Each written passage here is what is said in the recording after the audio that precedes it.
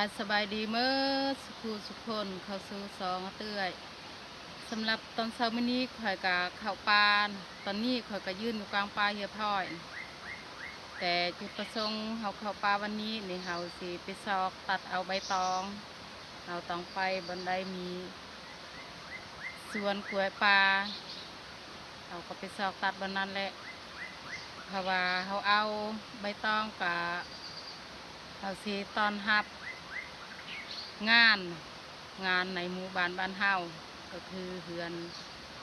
อาวอาเพราะว่าเฮือนของข้าเจ้านี่มีงานดองเราต้องได้เตรียมพร้อมทุกอย่างมีใบตองและมีพืชมีกล้วยมีอ้อยเราต้องเตรียมพร้อมสำหรับในวันนี้เดี๋ยวเคทุกคนมีแต่ติดตามเบิ่งติดตามชมน้ำเฮามีการเคลื่อนไหวแบบใดแน่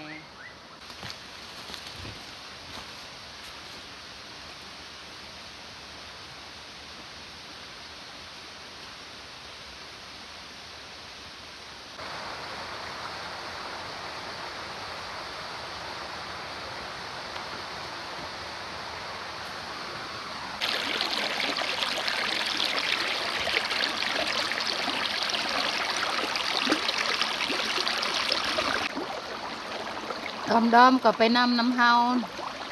เพราะว่าทุกมือเฮาเข้าป่ามันก็ไปตลอด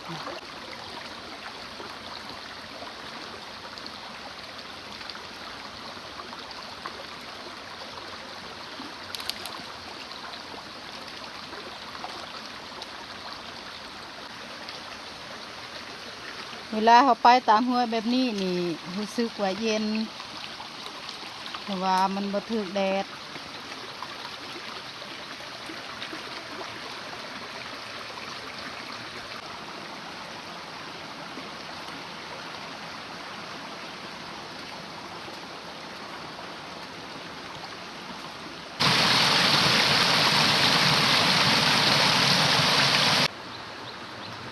บริเวณนี้แหละเฮาสิพักไปตัดเอาใบตองกล้วย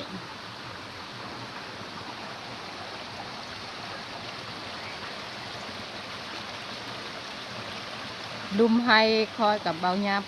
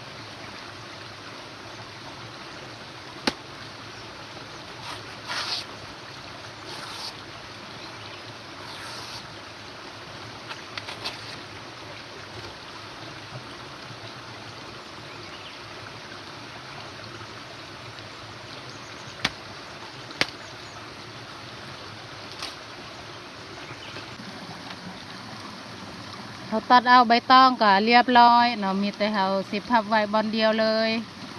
เพราะว่าเฮาตัดเอาก็ได้แต่มัดนึงเอาบ่หลายดอกจังน้อยก็เมื่อตัดพื้นอีก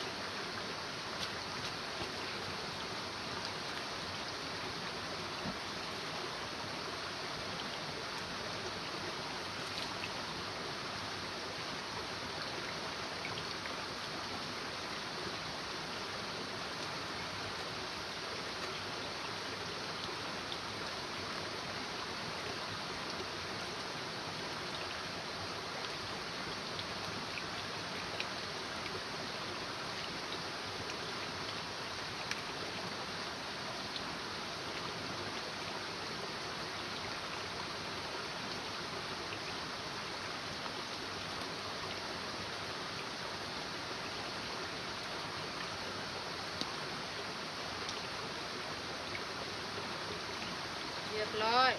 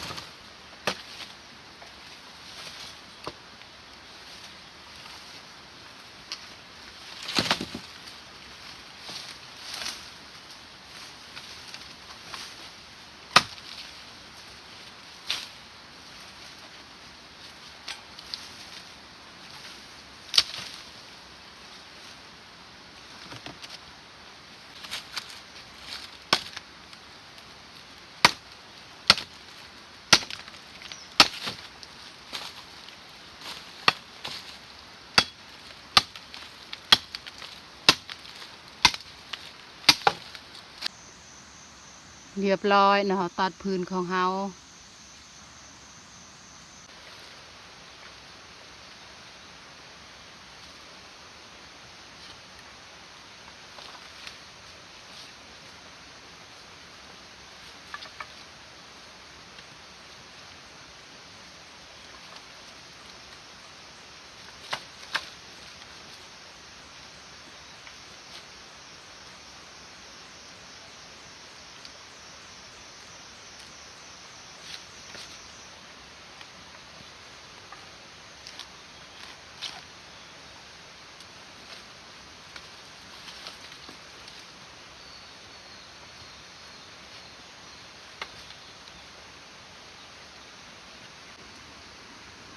เรียบร้อยเฮายัดพื้นของเฮา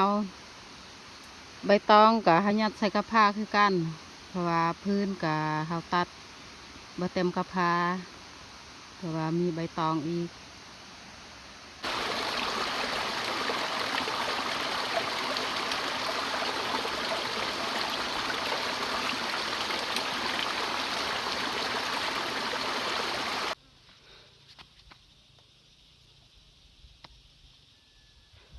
หอนแห้งพี่น้องเอ้ยเขามาแต่เอาใบตองเนี่ยเขาขึ้นให้อีกขึ้นมาตัดอ้อยก็ตัดให้พวกเอานี่แหละเพราะว่าเขานี่มีงานเขาคออ้อยเขาก็ประกอบส่วนให้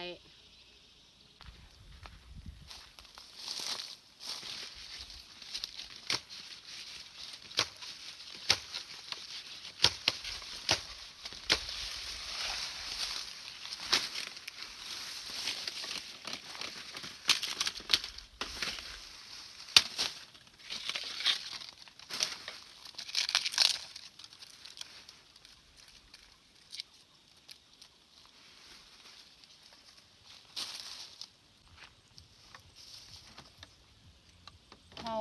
ตัดเอาเตเทิงมาตัดเป็นท่อนสั้นๆอยู่นี่เพราะว่าอยู่เทิงมันห่อน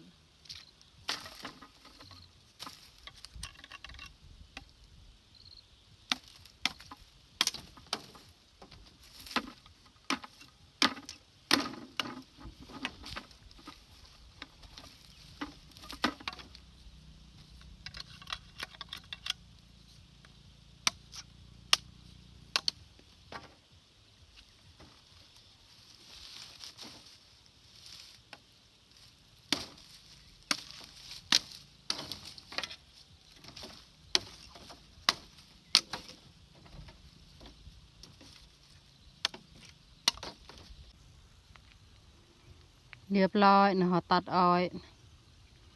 ตัดก็ตัดบลายดอกตัด4-5 ลำเท่านั้น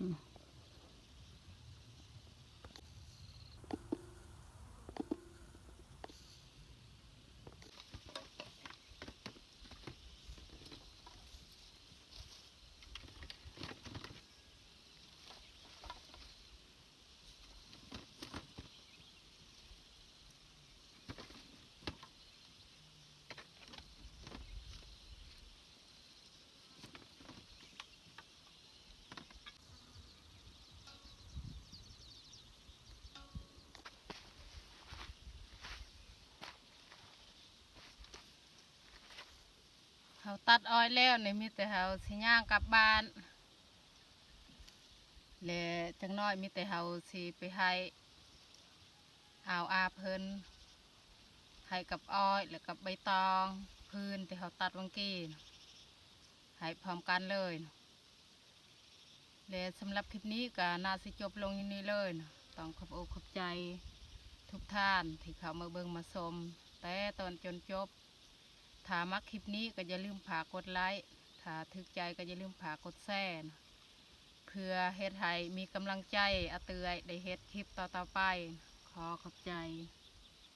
บ๊ายบายเจอกันในคลิปต่อไป